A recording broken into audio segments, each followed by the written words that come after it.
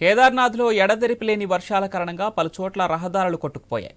ఈ క్రమంలోనే తెలుగు రాష్ట్రాలకు చెందిన 15 మంది యాత్రికులు అక్కడ చిక్కుకున్నారు. సమాచారం అందుకున్న కేంద్ర హోంశాఖ సహాయ మంత్రి బండి సంజయ్ వారిని తరలించాలని రుద్రప్రయాగ్ కలెక్టర్కు సూచించారు. దీంతో అధికారులు హెలికాప్టర్ ద్వారా 12 మందిని ఉత్తరకాశీకి తరలించారు. మరో 3 ఇంకా కేదార్లోనే ఉన్నట్లు తెలుస్తోంది.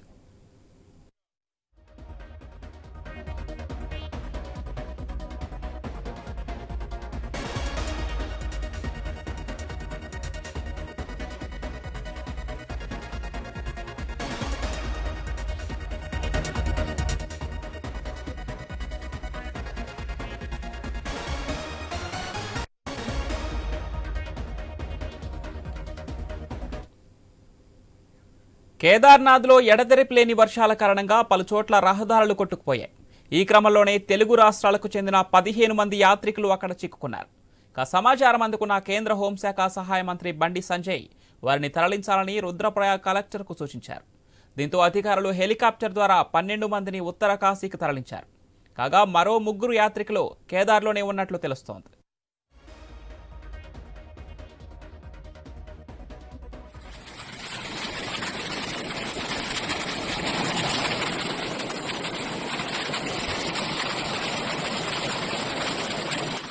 यहाँ पे एक दुकान थी जो दब गई।